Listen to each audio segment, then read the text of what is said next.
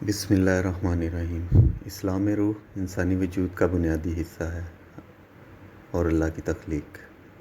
قرآن میں ذکر ہے کہ روح اللہ کی تخلیق ہے، مگر اس کی حقیقت انسان کی عقل سے بالا تر ہے۔ قرآن میں ہے، اور یہ آپ سے روح کے بارے میں سوال کرتے ہیں، کہہ دیجئے روح میرے رب کے حکم سے ہے اور تمہیں علم میں بہت ہی کم دیا گیا ہے۔ یہ آیت واضح کرتی ہے کہ روح کا وجود یقینی ہے، لیکن اس کی اصل حقیقت صرف اللہ ہی جانتا ہے۔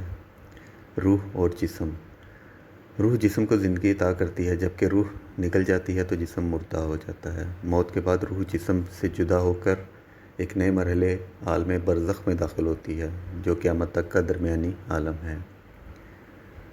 قرآن کی روشنی میں علماء نے روح یا نفس کے 3 اہم مراحل بیان کیے ہیں۔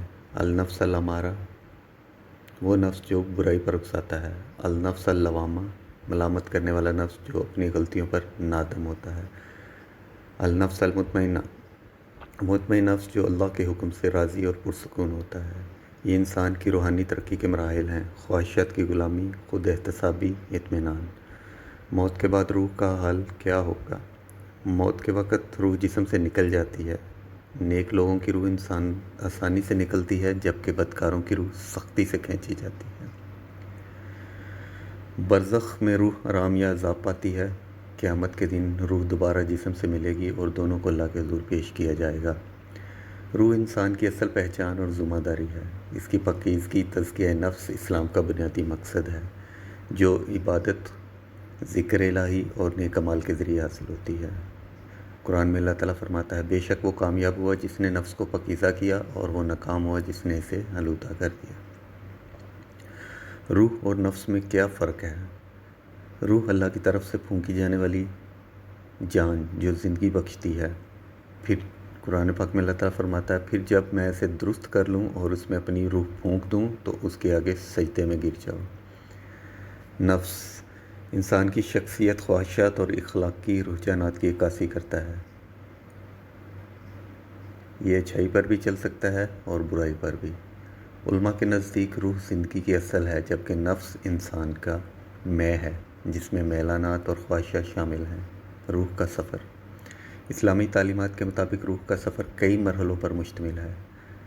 پیدائش سے پہلے تمام روحوں کو اللہ نے تخلیق کیا اور ان سے عہد لیا، اور جب تیرے رب نے بنی آدم کی پشتوں سے ان کی اولاد کو نکالا اور انہیں خود ان کے اوپر گواہ بنایا۔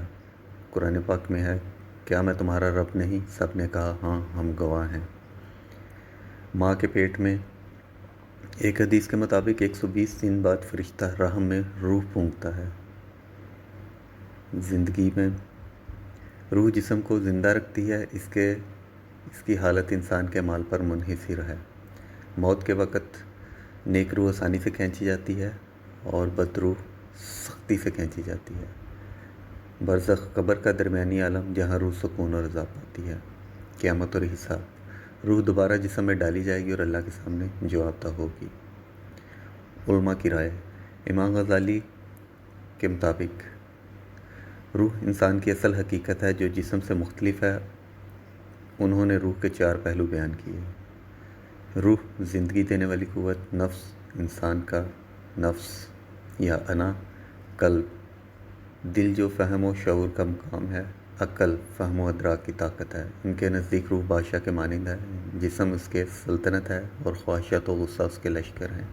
اسلام کا مقصد ان قوتوں کو قابو میں رکھنا ہے تاکہ پاکیزگی حاصل کر کے اللہ کے قریب ہوا جا سکے۔